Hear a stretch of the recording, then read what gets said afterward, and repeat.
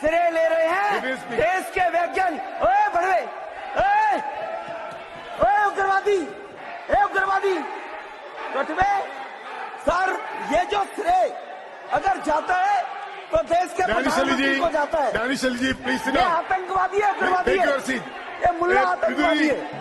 ये बात सही है कि पॉलिटिकल पार्टीज को तय करना पड़ेगा, खाली जिम्मेदारी सिविल सोसाइटी की नहीं है। और पॉलिटिकल पार्टीज को ये नहीं होना चाहिए कि सिर्फ चुनाव जीतने के लिए हम अपनी आइडियोलॉजी के साथ कॉम्प्रोमाइज कर लें। जब तक हम अपनी आइडियोलॉजी पर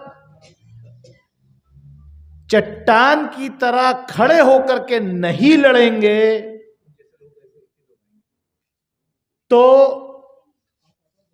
तब तक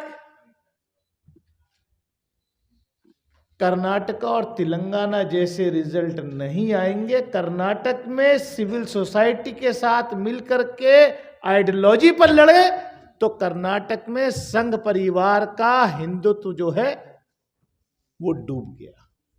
वहां उन्होंने खूब चलाया था, हनुमान जी को भी ले आए थे कि ये उनके बारे में ऐसा कहा, राम को भी लाए थे, लेकिन वहां नहीं चला, तेलंगाना में नहीं चला। आप जाकर के एजेंडा आपका मध्य प्रदेश में बदल गया, उसी फ्रॉडों के बीच में जाकर के आप भी नतमस्तक हो गए, तो वहां की जनता ने कहा कि यार बहुत सीधी सी बात है, जब कॉन्स्टिट्यूशन क्लब के बाहर से निकलेंगे तो एक लोकल हलवाई की दुकान है और दूसरी नाथू स्वीट्स है, तो जाहिर सी बात है हल्दीराम की दुकान पे ही जाएगा, ब्रांड के पास जाएगा, तुम्हारे पास क्यों आएगा।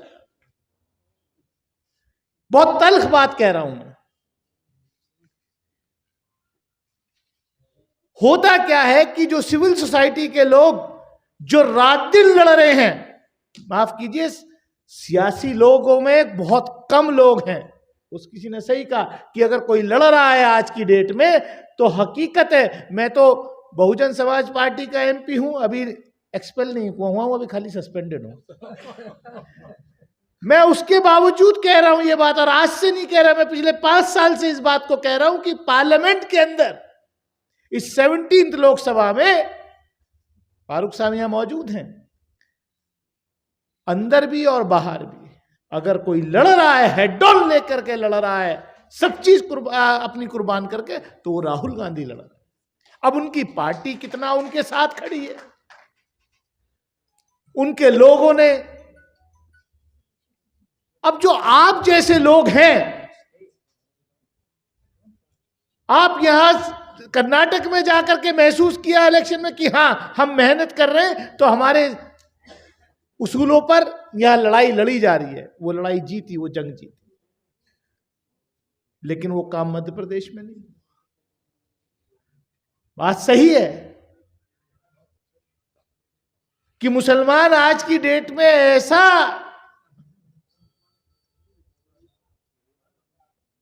चीज बन गई है कि खालिक साहब मेंबर पार्लियामेंट है हमारे, अब्दुल खालिक साहब आप ऊपर आइए, इधर आइए स्टेज पे। ऐसी ही चीज बन गई है कि सबसे आसान तरीका है खाली मुसलमान को दिखाओ और बाकी को इकट्ठा करो। हल्द्वानी की घटना कल घटी है, किसी से छुपी नहीं है। क्या हुआ वहां?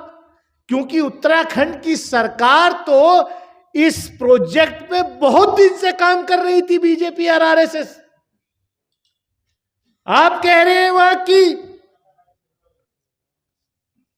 रेलवे की जमीन पर से एनक्रोचमेंट हटाने की बात हो रही थी, इलीगल स्ट्रक्चर था।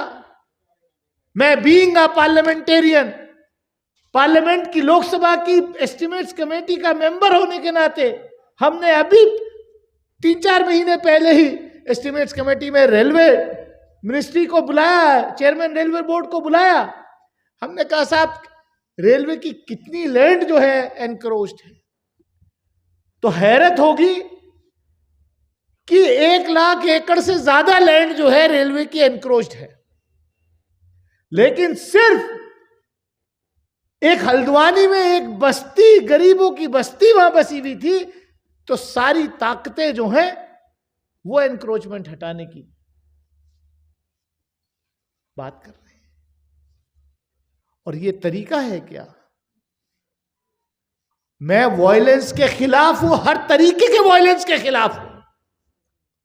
Violence has no place in a civilised society. लेकिन जिस तरीके से वहां कल की तस्वीरें सामने आ रही हैं, और उसके बाद जो हो रहा है, हमने दिल्ली में भी देखा था। दिल्ली के दंगों की साजिश जहां रची गई, वो भी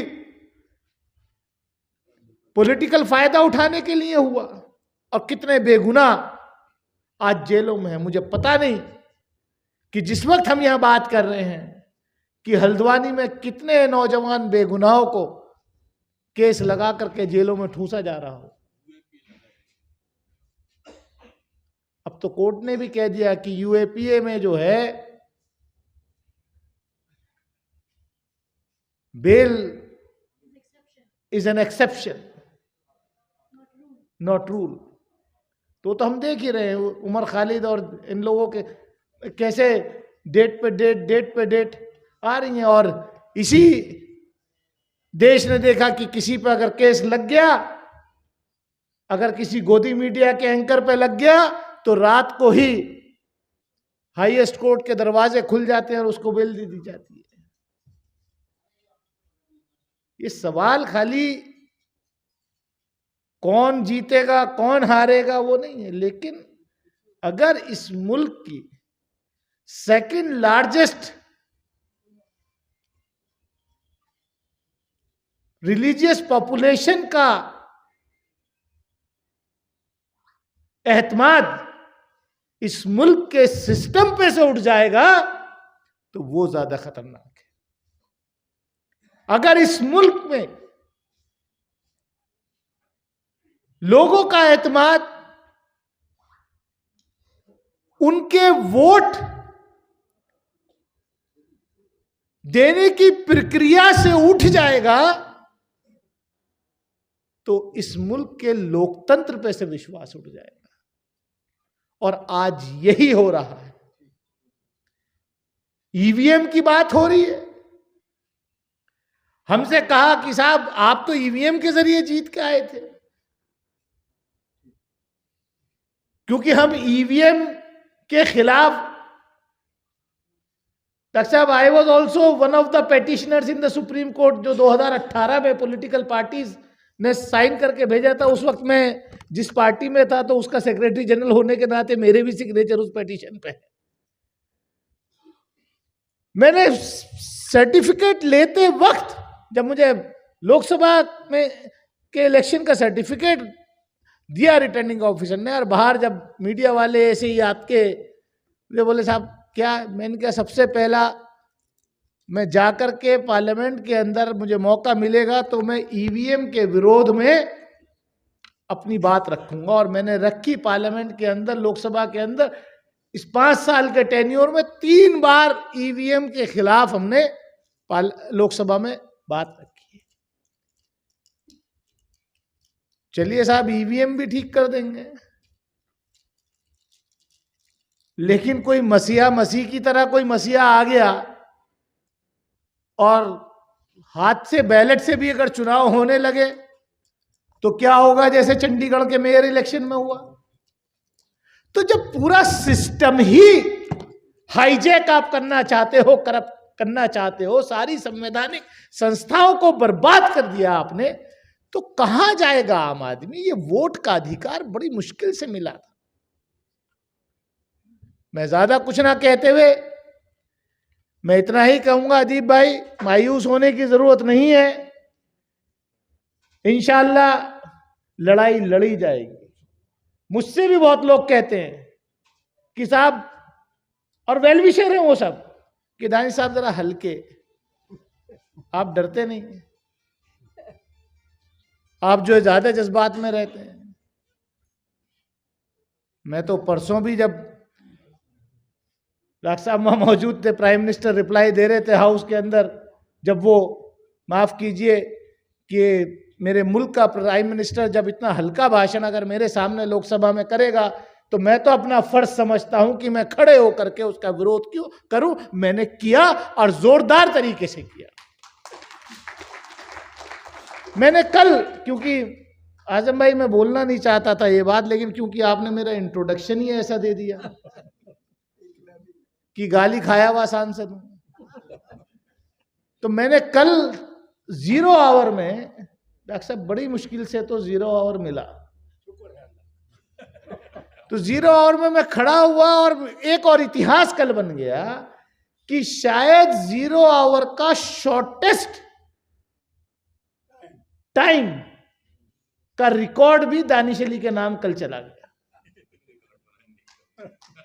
मैंने सिर्फ इतना कहना शुरू किया कि साहब सभापति महोदय, इस देश में हेट स्पीचेस बहुत हो रही है, हेट स्पीचेस के खिलाफ कानून, सख्त कानून बनना चाहिए।